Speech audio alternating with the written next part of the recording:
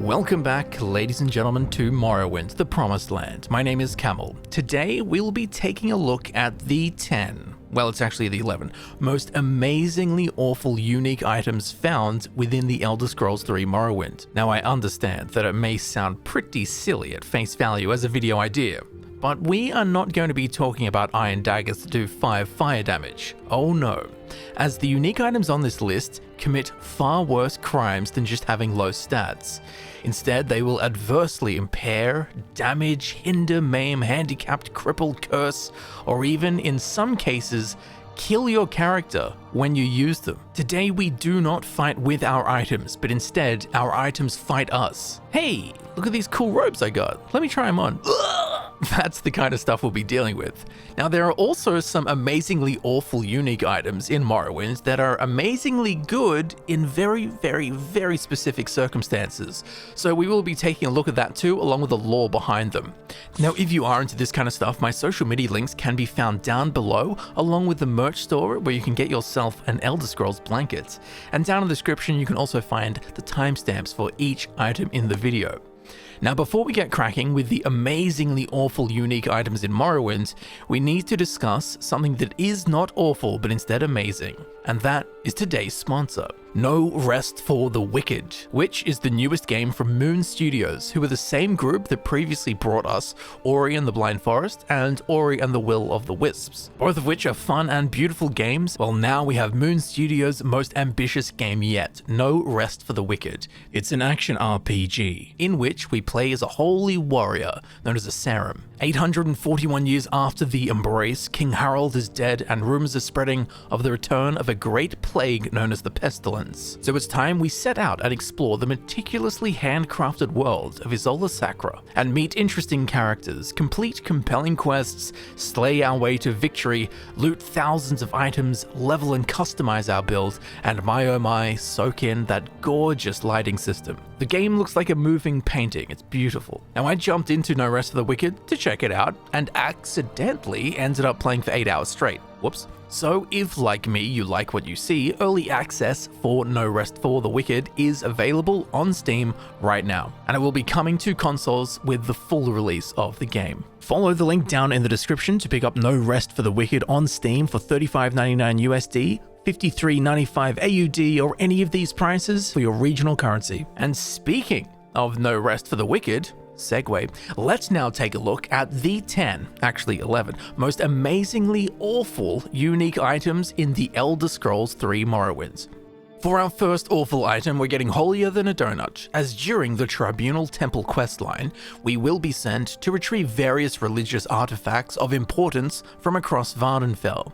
At the Ghost Gate, that being the main gateway between the Ghost Vents and Red Mountain, a Dwemer monk named Uvuvlaren will ask us to retrieve the Crosier of St. Llothis the Pious. And collecting it is no easy feat, as we will have to delve into the fiery core of Red Mountain, into Dagothur's volcanic stronghold, a citadel crawling with unnatural and powerful ash creatures one does not want to cross paths with. Through the inner facility, we can access the inner tower, wherein we can find the glass-clad corpse of Vorus Bethrimo, a Dwemer buoyant armiger. Well, I guess now an ex-buoyant armiger, who are a small military faction within the Tribunal Temple. And yes, there is definitely something wrong with my glass armor texture. Anyway, on the floor beside him, we can find the Crosier of St. Llothis, a holy relic whose lore we'll talk about in a minute. But for now, let's take a look at this rather ironically unholy enchantment. Cast when strikes, damage health 10 to 20 points, blind 50 points for 10 seconds, and disintegrate armor for 20 points. Interesting, that's the same thing that happens to me when I enter a church. Now, while that enchantment might seem pretty good the first time you read it, it's not, as the staff does all of these damaging effects, not to your enemies, oh no, but it actually does all of this stuff to you, the wielder, which I think shines a pretty strong light on what happened to poor old Vorus Bethrimo. So unlike some of the other items in this list, there aren't really any interesting potential upsides to the Crosier of St. Llothis. It's just like a prank gone too far. But don't you find it a little off that this holy relic, once belonging to a saint, punishes the wielder. Perhaps it's some form of flagellation, religious discipline and absolution through suffering, could very well be. It may also be that the holy staff only obeys the saint it belonged to, and we're simply not pure enough to use it. It could be a metaphor in a sense, do unto others as you would have them do unto you, i.e. if you choose to enact violence using this holy relic, it will punish you with your own actions. These all seem to be feasible in explaining why a sacred Crosier of St Llothis damages the user. However, I dug through the lore and found some interesting nodes of intrigue. As in the Tribunal Temple mythos, it is said that the undefeated spirit of St. Llothis the Pious is actually contained within the Crosier. But why would the spirit of a saint wish to enact harm onto people using his holy relic, which should be anyone who serves the temple? Well, good question, and I found a good answer. Turns out, when St. Llothis the Pious was nearing his natural death, Sothasil transferred Llothis's soul into a modified black soul gem, which Sothasil took back into his Clockwork City and placed the soul of the saint into a giant fabricant body in an attempt to make the saint immortal. However, this spiritual violation of his soul drove St. Llothis the Pious to madness. Sothasil then released his soul from the fabricant and later transferred it into the Crosier of St. Llothis, this very here weapon that does very unsaint-like things, almost as if the soul within it had turned mad, which as we know, it did. So that could explain the harmful effects of it. That's my best theory anyway. I'd love to hear yours.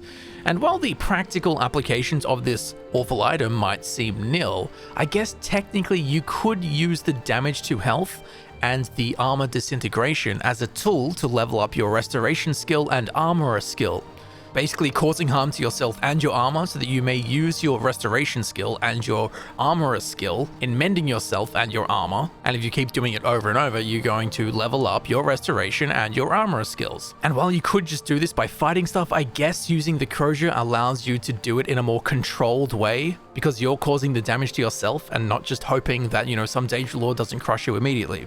Although to try this method, I think you would ironically need the patience of a saint. I was wondering, do you like museums? What am I saying? If you're watching a video about Morrowind, you're evidently into ancient things. And better for it, because the next entry is found at the Museum of Artifacts within the Godsreach sector of Morrowind's capital city, Mournhold. The museum is run by a Dwemer noble lady named Torasa Aram, who will purchase artifacts from the player to display in her Museum of Artifacts. See how that works? And while the plinths are bare and the displays sparse, there is one item here already, and it's very likely to never ever leave. As what we have here is something rather weird. Stendarr's hammer. Now you may be wondering, how has the cudgel of a literal god found its way onto a list of bad items? Its enchantment doesn't look too bad. Damage health 1 to 10 points on touch and damage fatigue 1 to 20 points on stealth. It's not great, but it's not the worst thing, surely. Well, this enchantment is nothing in comparison to the true magnitude of its unusability. As just like my carry-on luggage for every flight, this hammer is just too damn heavy. It has a weight of 1,000. Now for some context, the next heaviest weapon in the game is the Daedric Warhammer, which comes in at a weight of 96, which makes it not even 10% of the heft of this mighty holy relic. And for some more context, when your character's strength stat is maxed out at 100, your total carry capacity will be 500. So even the strongest hero would have to be completely nude to lift half of Stendarr's hammer. And while there are plenty of enchantments and items and spells and such that will bolster one's carry capacity, realistically nothing will bring you even close to being able to pick up this monolith on a stick.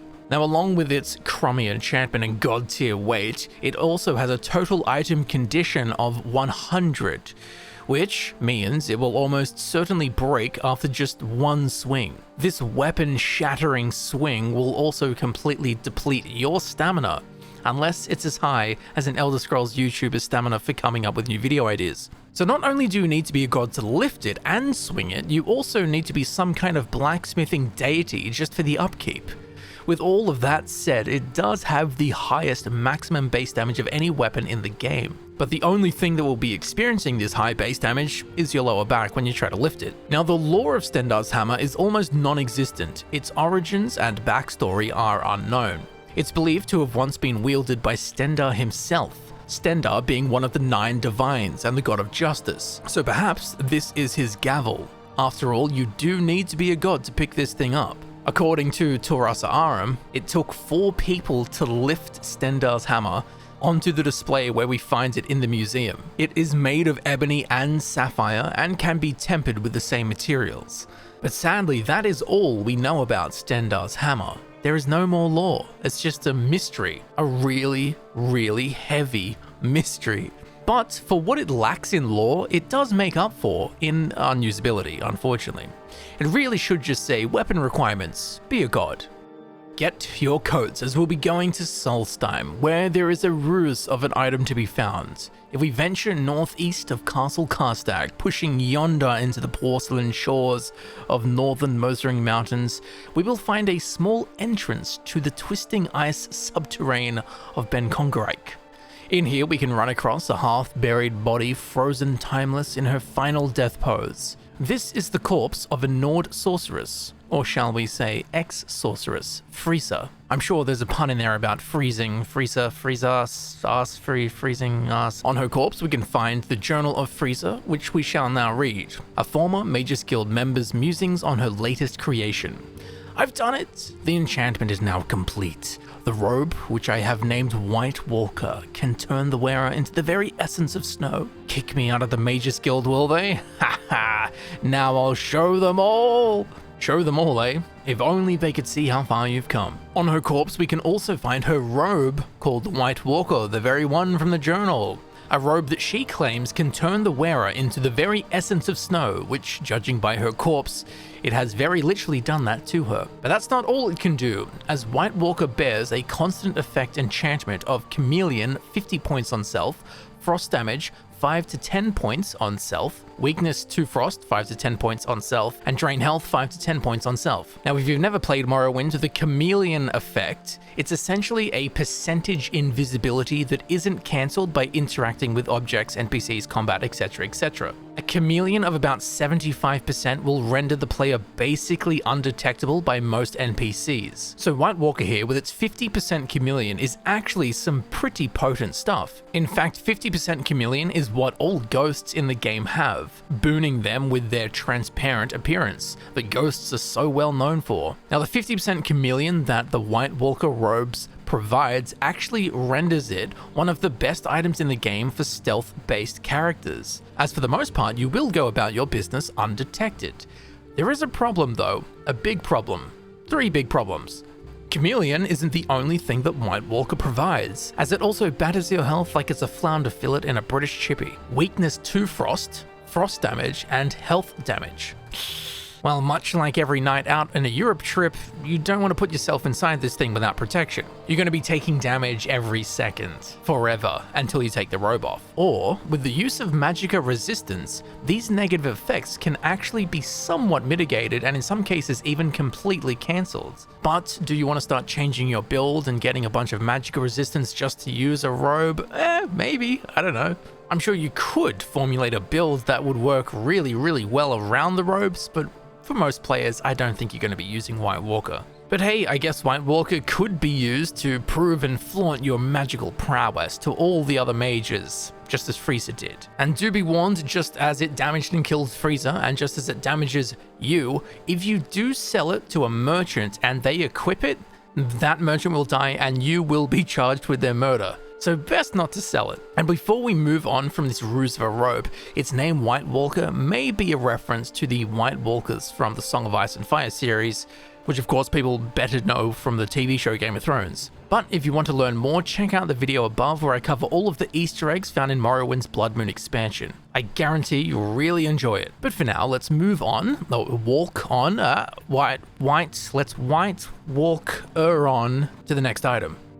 Now we will need to go to Morrowind's capital city, Mournhold, and visit the Great Bazaar district, where we can find a Dwemer maiden, Marina Gilnith, who, after spending all of her waking hours to support herself financially, she has been left with little time to find a nice single man. Well, this is our job, romantic matchmaking, a Morrowind player's weakest skill set to be sure. She will give us a quest called The Matchmaker, where we need to find her a lover. So there are 3 men for the quest that we can hook her up with, all 3 of which can be successful matches. However, each of the 3 men gives us different rewards. So knowing this, what we'll need to do is make sure to match Marina Gilnith with the traitor Sunel Hlas. If the date is successful, Sunel will reward us with a very strange item indeed, the BiPolar Blade. It is a unique 2-handed long blade with no base weapon equivalent. It's one of a kind and a true unique weapon. Aesthetically, the left and right halves are not symmetrical in shape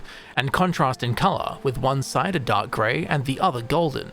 It's basically Vivek in sword form, although as we know after his stint with Moloch Baal, he does not need another sword. So what's the problem with the BiPolar Blade? The enchantment.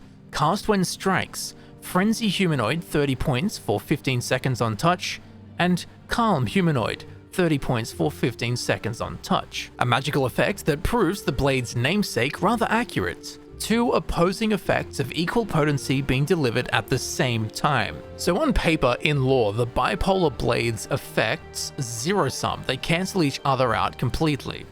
But in game, the calming effect actually takes precedence. I don't know why, but I can guess, as the frenzy effect is listed before the calming effect is. So the game might technically apply the calm effect after the frenzy effect, at speeds that our mortal eyes simply cannot glimpse. But whatever is happening, functionally, the BiPolar Blade doesn't really have much use apart from being a calming effect with a weight of 42.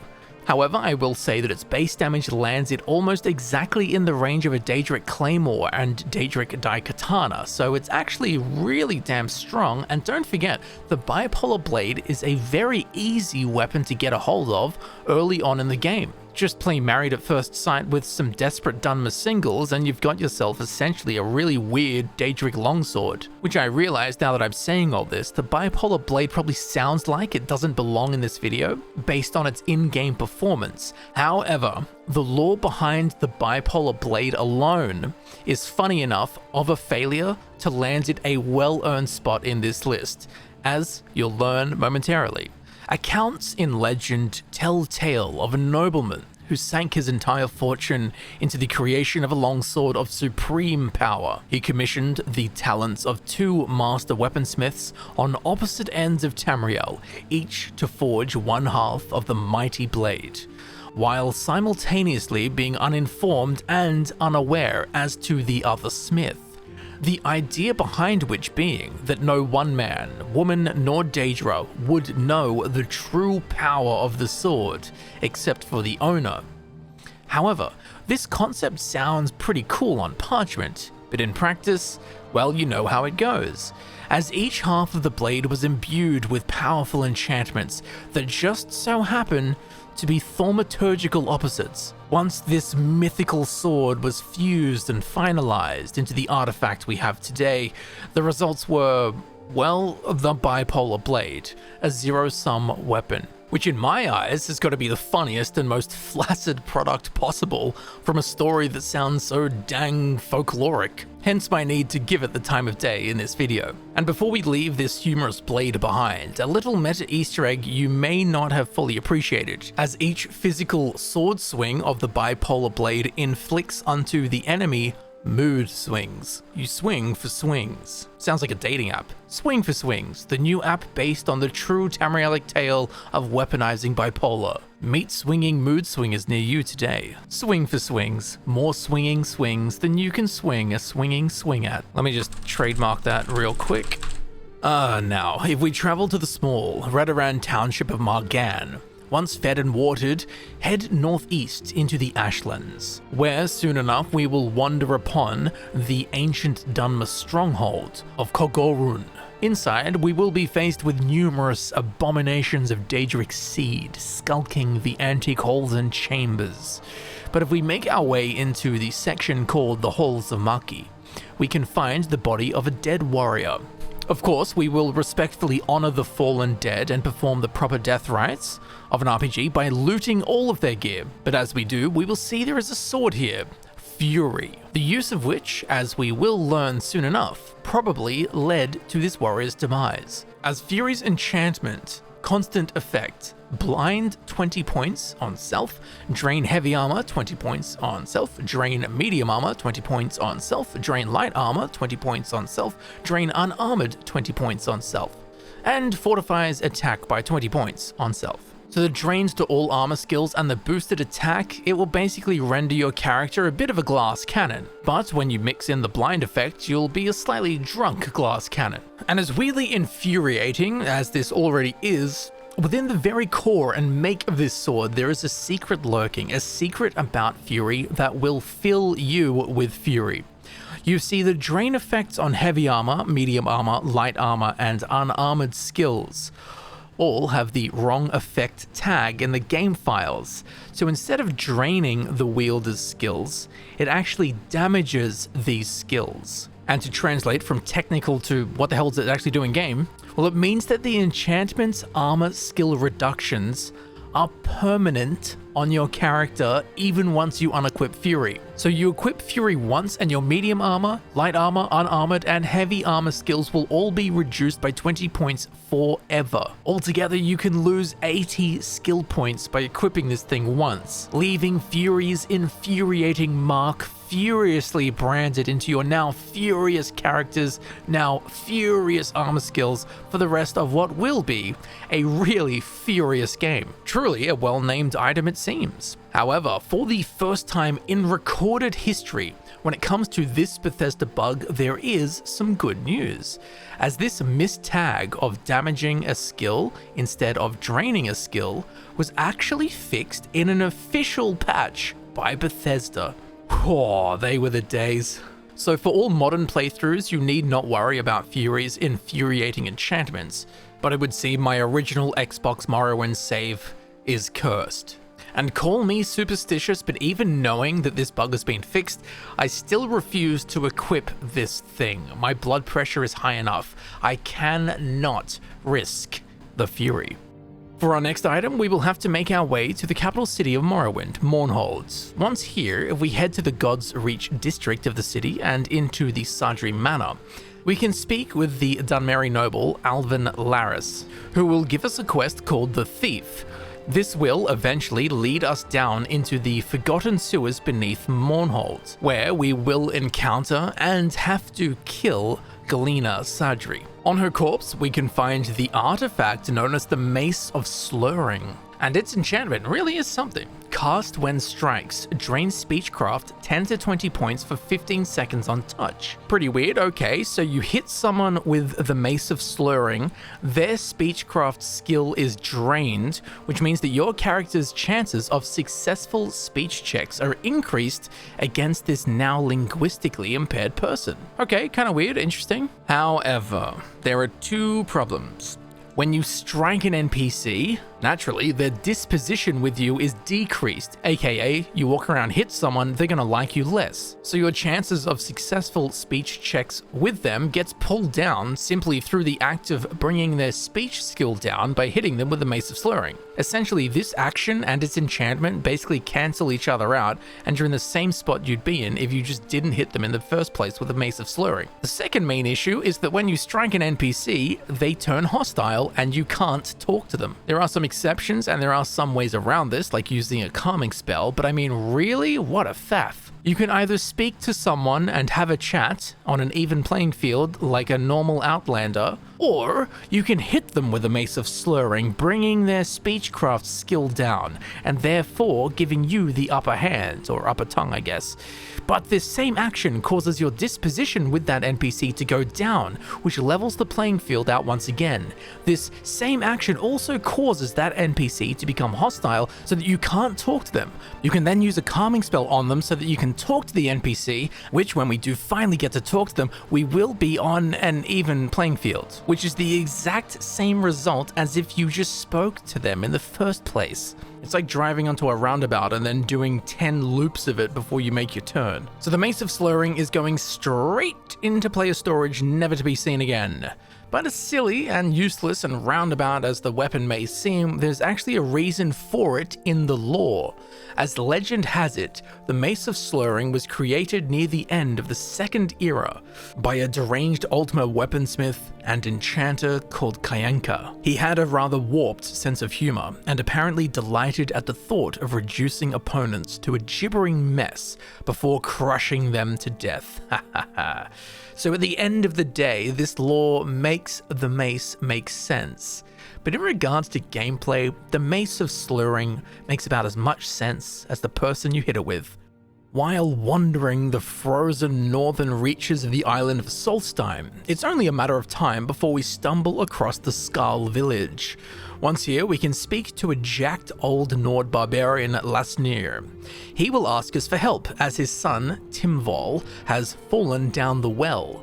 Once we make our way into the frozen tunnels beneath the village well, we will find ourselves within an ice cave called Rimhol, wherein we can find poor old boy Timval, who turns out is actually a very powerful necromancer and all round, I think, is a bad bloke. He won't like us being there, so we have to kill him. From his corpse, we can loot the unique Mantle of Woe, which has a wide array of magical enchantments. Constant effect, drain personality 100 points on self, weakness to normal weapons 20 points on self, fortify maximum magicka 5 times intelligence points on self, sun damage 20 points on self, and fortify conjuration 50 points on self. Whew, by the 9 divines, this thing is really a monstrosity and a stupidly powerful one at that. Drain personality 100 points on self, it will make you as likable as Starfield lore. Weakness to normal weapons, so you're going to be even squishier than magic types already are. It makes you allergic to the sun, which for a Morrowind fan should be no problem. But in game, all of this bad stuff, it's pretty rough. The benefits of the robe, however, are pretty crazy. Fortify conjuration 50 points is great and all, but the fortification to maximum magicka is fairly nutty. If your character's intelligence is maxed out at 100, you will be gaining 500 maximum magicka from these robes. That's huge. And you can get it even higher if you have other modifiers that increase your intelligence. Now, along with this, as we've seen so many times, the negative effects can actually be mitigated with the use of resistance to magicka. However, the sun damage effect cannot be bested, as sun damage is not magic damage. Although Magnus, the god of magic, is literally the sun in the Elder Scrolls, so there is a lore argument to be made that sunlight is magic within Tamriel, but apricity worship aside, as far as the technical end of the game of Morrowind is concerned, sun damage is not magic damage. So if you want to be the big dick swinging lizard wizard you'll just have to cop the sun damage. However, be warned, if you are a vampire, this sun damage effect on the Mantle of Woe will actually stack with the sun damage you already take as a vampire. So you will be burning up faster than me at the beach. When I equipped the Mantle of Woe onto this low-level character, it killed me in under 10 seconds. So if you do want to walk around during the day with this robe on without it being a problem, you're going to need like 1,000 health, which I don't even know if that's possible. So it's a bit like it's so good that you have to use it, and it's so bad that you can't use it. Unless you have no problem only playing the game at nighttime, which I would much prefer to just be able to see than have this robe on. Now, the origins of the Mantle of Woe are not known. A Dunmeri necromancer sought out the robe and in his search of its location perished in the nearby ice cave called Skuk. And along with Timmy that fell down the well, that is all we know of the Mantle of Woe and its origins and its owners. And yes, Timval that fell down the well is an Easter egg, but again, you'll have to check out the Blood Moon Easter egg video above to get the full story. So overall, the Mantle of Woe, it's like so many items in this video, it's generally bad for most playthroughs, but through great effort, it can be made useful and utilized by a very specific builds and willing players. And if you do want to use the Mantle of Woe, be sure to take it off when you go to interact with NPCs, as your personality being drained so mightily will result in most NPCs hating you, some won't talk to you, and sell prices of your items will be so low, they'll bear the same dismal results as my Mim in Time Wonderland when that got rugged. So there you have it, the Mantle of Woe. More like the Mantle of Woe to be wearing you. No. That's so stupid. For our next item, we will once again be heading to Mournhold, which is still the capital city of Morrowind. During the main questline of the Tribunal expansion, we will be sent to kill an army of goblins that have taken up residence in the subterranean ruins of old Mournhold. After slaughtering our way through seas of vicious little green rascals, we'll find ourselves in a cave system known as the Tears of Amanche. After defeating the goblin war chief Durgok, we can find and loot his chest, within which is a Goblin Buckler. But don't be fooled, as while we can find more Goblin Bucklers than you can poke Mwatra at, despite it having the same name, it is actually a unique item and bears an enchantment. Constant effect: drain personality 50 points on self, restore health 1 point on self, and drain speed 10 points on self. It's pretty simple and straightforward. Personality drain is always bad, although its drawback can be easily avoided, as in battle, a personality drain is meaningless, and when you go back to town, you can simply unequip the Goblin Buckler before interacting with any NPCs. Although it does add some micromanagement, unequipping, re-equipping stuff constantly and keeping track of that. Personally, I find that stuff kind of annoying. Now, a drain to speed is always unwelcome, as unlike parking a Silt Strider, Morrowind is all about speed. However, a drain of 10 points is not too bad, but again, no drain would be better. With all of that said, in Morrowind your health does not passively regenerate, so the restoration of 1 health per second, well, this shield provides, it's actually pretty quite nice. Along with that, the Goblin Buckler is classed as light armor and has a base armor rating of 20, which actually makes it the 3rd best light armor shield in the game, behind a glass shield and the glass tower shield. So with its armor rating for its armor slot and the healing that it gives us, they're both pretty useful and good. And the major negative effect of the Goblin Buckler being a personality drain that you can simply work around by unequipping the shields when you need your personality, aka interacting with NPCs, and the fairly low drain to speed, the Goblin Buckler could find its way into one of your playthroughs. This next entry is acquired as a reward for completing the Telvanni side quest, Blood for Mistress Dratha, given by Raven O'Mayan, who is found at the Telvanni Council House in Sadrith Mora. The quest details are unimportant, but the quest reward is the topping on our toast, the Flawed Dwemer Jinksword, a unique dwarven shortsword. At a quick glance, it looks pretty decent, but its enchantment is a bit iffy. Cast when strike, paralyze for 15 seconds on touch, and paralyze for 15 seconds on self.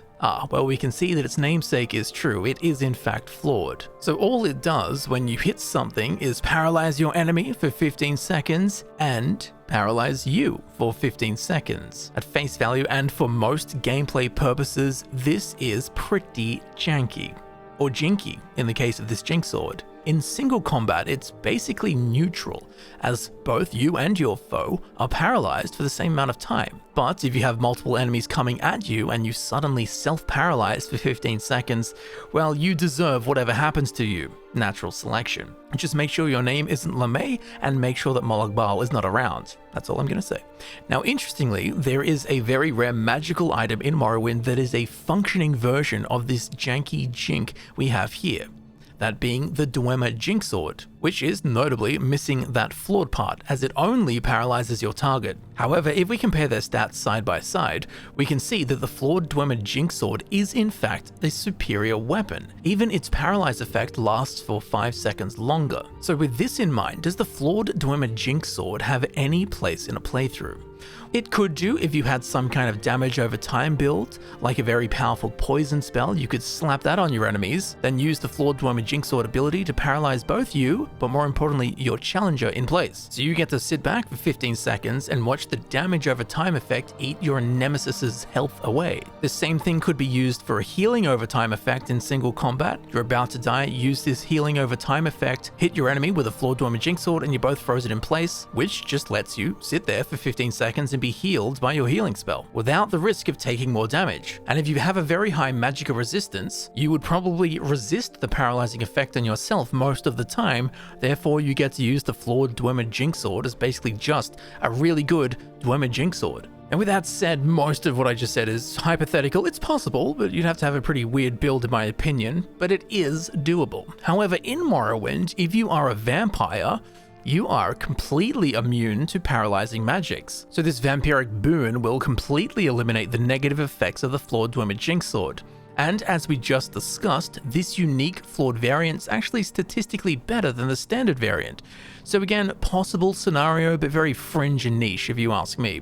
Especially considering that being a vampire in Morrowind is a really bad thing. Essentially, no NPCs in the game will even interact with you, so you can't do any quests. And if you go outside during the day, you will die swiftly. So basically, if you do feel so inclined to try and make this Flawed Dwemer Jinksword work in your favor, I think the costs are far greater than most will be willing to pay. Oh, what do you know? For our next item, we will need to go to the capital city of Morrowind, Mournhold. If we travel to the temple courtyard and speak to the Dunmeri healer, Mera Hellas, she will give us a quest called the Crimson Plague, in which we need to solve the recent epidemic caused by infected rats within the temple. Now, during this mission, we will find ourselves deep within old Mournhold, the now subterranean ruins of the city past. Here we can find the tomb of one Gedna Relvel, inside of which is, unsurprisingly, Gedna Relvel. What is surprising is that she is not inside a coffin, but instead upright and ready to roll. Now, in life, she was a powerful sorceress who was condemned for practicing forbidden magics, and it would seem that she sure has not lost her touch. Now, be warned, as she isn't some dusty old bag of bones and is actually one of the hardest enemies to beat in battle within the game of Morrowind. All of her stats are juiced to the absolute gills, and her offensive spells boast a devastating magnitude. If you want to get the full story behind her, be sure to check out the Tribunal Easter eggs video that I've made. You can find that linked above. Anyway, if you are so skilled to kill her, upon her defeat, on her corpse, we can find the Robe of the Lich. Its enchantment, cast when used, drain health 600 points for 1 second on self, and fortify magicka 300 points for 1 second on self. Ow and wow. It's basically a self-destruct robe with the promise of magic. Hey, if you shoot yourself in the head, I'll give you $100. I know that's not what it says, but that's what I'm reading. Now, for some context, 600 points of health is a lot. High-level endgame characters that are maxed out endurance early on will likely have health in the high hundreds, but for most characters at most levels, the use of this robe is guaranteed instant death. But you can reduce the damage to your health with the use of resist magicka enchantments and effects, but even then you'll likely still be copping hundreds of damage. Now, another problem with this robe is that both of these effects only last for 1 second. So even if you do manage to survive this 600 points of health draining, you only have 1 second to change to a new spell and cast it, which is practically impossible to do. So the bad part of the robe is really bad and means death for most instantly, and the good part of the robe you don't even have time to utilize, overall making the Robe of the Lich practically impossible to make use of. Although it does make a good artifact to sell to the Museum of Artifacts for the Tribunal main questline.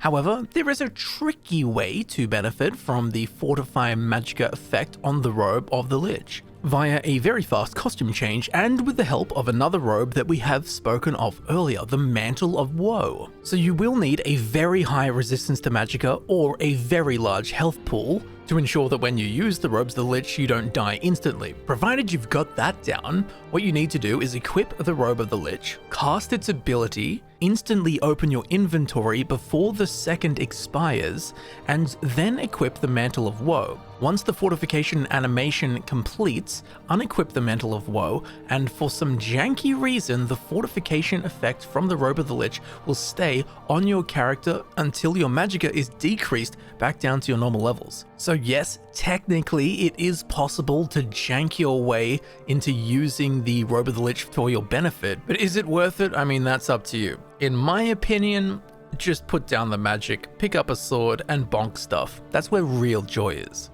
Succeeding our sojourns hither and thither, mostly in Mournhold, bearing northwestward from the imperial chartered town of Caldera, we'll find ourselves in the West Gash region of Vardenfell, wherein a wanderer may encounter another, specifically a female Redguard rogue named Permeni. She claims to be a merchant and asks us to safely escort her to the small fishing village of Nar Mok. Well, it turns out that she's actually a wanted felon, a fact that can be uncovered if you ask around the fishing village. However, don't ask her about it, as we will lose disposition with her her and the quest will be failed. But despite her dodgy circumstances, do not fear, as this transaction of service between us is conducted honestly. So we guide her to Narmok. She will stop us outside the town, thank us, and as a reward gift us with her footwear, the unique item, the Boots of Blinding Speed. Now at first glance it's easy to be fooled by what appears to be some musty old pair of netch leather boots, as this modest appearance masks the Zephyrian madness of these little slippers.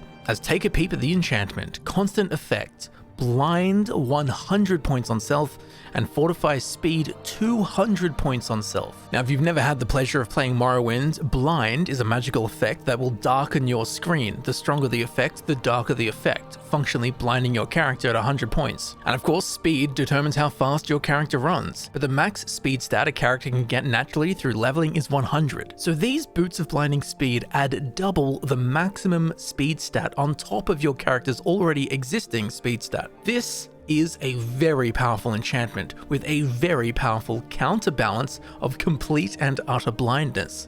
I remember the first time I encountered these boots way back in 2004 when I was a new Morrowind player. I didn't read what the boots did, I just put them on, and then had no idea what was happening as my screen turned black and I could hear my character landing 700 footfalls a second. By the time my 12-year-old brain figured out what was happening and I unequipped the Boots of Blinding Speed, I found my character in the middle of nowhere with a trail of cliff racers lagging behind me on the horizon. After recovering from that, and once back in town, I rendered them a cursed item and put them into some dusty crate never to be seen again. However, now, 20 years later, while yes, they are still a truly cursed item, I can appreciate these Boots of Blinding Speed much more. Which, rather ironically, for an item that makes you completely blind, I can see their potential. As while the blinding effect is completely debilitating to normal gameplay, it can be mitigated and offset in a few different ways.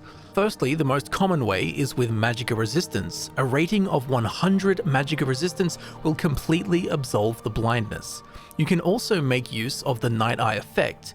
This literally just helps you see in the dark. Although, to get any benefit of this, you will need some magical resistance. If you have the full 100 points of blind, it does not matter how much Night Eye you apply, the screen will still be black. And the third way is a bit silly, but you can literally just increase your screen or in-game brightness. But much like Night Eye, you need to be resisting some of it, because if it's at 100 points, your screen will just be black no matter what you do. As with many of these amazingly bad, unique items in Morrowind, I feel the effort required to mitigate the negatives, to benefit the positives, it's just a bit of a faff. With that said, however, I think that the Boots of Blinding Speed is probably the best exception to this because, I mean, let's be honest, that run speed boost is pretty tasty. So I would love to know, which of these items do you think are the worst? Which do you think are the best? Can you think of any cool ways that they could be utilized? Are there any that you would actually like to see return in a future Elder Scrolls game? Are there any items in Morrowind you think should have made it onto this list? Be sure to let me know all of your thoughts down below. If you did enjoy this video and you would like to see more videos similar to this one, please subscribe. It helps me know that people enjoy this kind of stuff, and in the long run will result in more content just like it. Links to all of my social media can be found down below. Be sure to check all of that out and keep up to date with what I'm up to between videos. And of course, be sure to check out the merch store, where there is tons of cool Elder Scrolls related stuff on there, most of which I painstakingly designed myself. It's a fantastic way to support what I do here while also getting something very cool for yourself. If you did enjoy this video and would like to help support the channel in a more personal way, grab some hot merch or become a member right here on YouTube with the join button, or you can even drop a super thanks with the super thanks button. As I'm sure you know, all of my time and energy goes into making these videos that I create for you to enjoy, so your support is most genuinely appreciated and welcomed in any and all forms. So thank you very much for watching, thank you for supporting the channel. I've been Camel, and I will see you very shortly in the next video. I'll see you there soon.